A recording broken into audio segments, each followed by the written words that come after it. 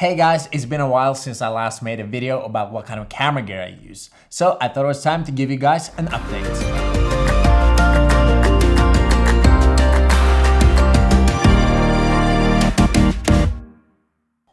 By the way, make sure to stay tuned until the end of the video because I'm gonna give away some awesome gear to one of you guys.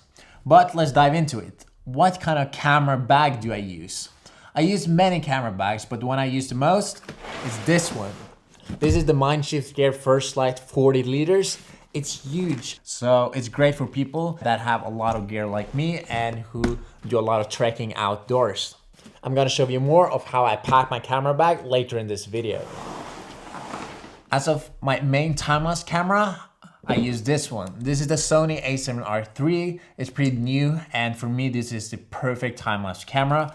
It's pretty small, and the image quality coming out of this one is amazing. I love it.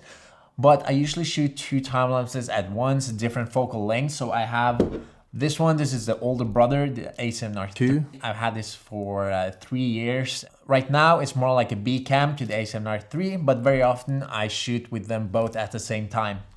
For these two cameras, I have quite a few lenses, specifically for time-lapse photography. My go-to lens right now is this one. This is the Sigma 14 to 24mm f2.8. Because it's so wide, it's perfect for landscape photography, and it's also pretty bright, so you can also use it for astrophotography, which I think is great.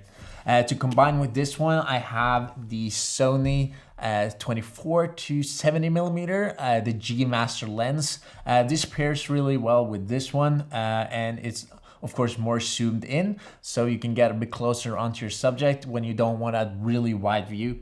This is also 2.8, so pretty bright, and this is a very expensive lens, but it is super sharp, the sharpest lens I've ever used, and when I get to use this, the images turns out really fantastic. So this is a very good buy if you have the money for it.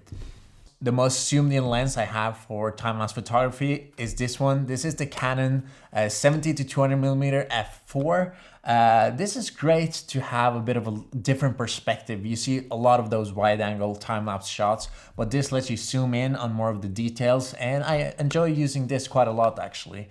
So this is the cheapest one in the 70 to 200 Canon line, but it's really sharp, and I've used the most expensive 2.8 version with image stabilization, and to be honest, I prefer this. It's lighter and it's a lot cheaper, and it is pretty much just as sharp. So this is a great buy for time-lapse photography. For astrophotography, I use the Sigma 20mm f1.4, which is insanely bright, a great lens. If I were to buy a new one for that purpose right now though, I think I would go for the Sigma 14mm f1.8, which is a little bit wider. But the 20mm is also a great lens. As a backup lens, I have the Sony 16 to 35mm f4. This used to be my main lens and I used it for a long time, but right now I find it to be a bit soft in the edges, so I don't find it very useful for 8K time-lapse photography, but it's a really light lens. It's very portable, so I like to bring it sometimes when I'm hiking for very long distances. I don't only do time-lapse photography, I also do a lot of regular filming, and I make a lot of behind-the-scenes videos, which, by the way, in the next weeks, I will be releasing a more than 20 episode series of a behind-the-scenes vlog from my latest project in South America. So make sure to stay tuned for that in the next couple of weeks. But anyway, I do a lot of regular filming as well, and then I use other cameras than my time-lapse cameras. So right now, I use this camera. This is the Panasonic GH5. Incredible system for video. It's really lightweight and gives you amazing image quality.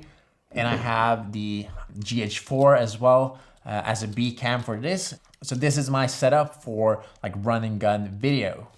I also have quite a few lenses for this system. The Panasonic 12 to 35mm f2.8. I have the 35 to 100mm f2.8. I have the Olympus 75mm 1.8. The Panasonic Leica 8 to 18mm f2.8 to 4. And my favorite of them all, the Olympus 25mm f1.2. This is probably my favorite lens regardless of system. This is incredibly sharp. It gives me just really beautiful photos. So I enjoy using this lens a lot. Let's move on to motion control. Right now I use the brand new SERP Genie 2, which consists of two parts. This is the linear drive and this is the pan tilt unit. So you can plug these into each other and then you'll get a 3-axis system. You can use your phone or you can use the screen right here and can take pretty heavy loads. So this is the best solution for me because I travel a lot and this is a really portable system. As a backup for the new Genie, I have the old Genie with many Genie Minis, so I can put them together into a 3-axis system. This is great if you want to have an additional motion control unit, and I like to have this available as well. As for slider, I use the SERP Magic Carpet carbon fiber, which is extendable, so you can use these extra tubes if you want to get them longer. So this is really handy if you, like me, are a lot on the run and you're traveling a lot and you want to pack things down small and lightweight, then this is a very good solution. In addition, I have the SERP Slingshot, which is a cable cam system for time-lapsing, which makes it possible to do time-lapses, motion control, or a distance to up to 100 meters. Tripods. I use mainly 2 tripods. This is the Gitzo Traveler Series 1, which is really lightweight. And I also have a similar Benro tripod, which is also really lightweight. They are a bit expensive carbon tripods, but they are really necessary for me when I travel a lot and I need my tripods to be really lightweight. So these are great solutions if you have the budget for it.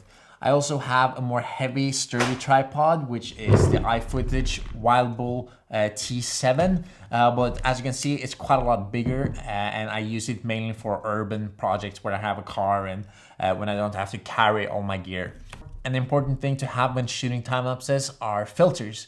Right now, I use the S5 system from Nisi.